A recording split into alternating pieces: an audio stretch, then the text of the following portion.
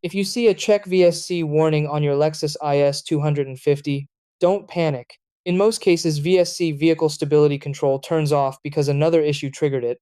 First, look at your dashboard carefully. If the check engine light or track off light is also on, the VSC system has likely been disabled due to an underlying fault. Fixing that main problem usually clears the VSC warning too.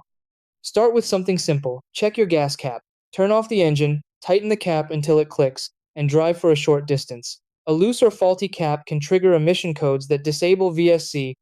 If the light stays on, use an OBD2 scanner to read stored trouble codes.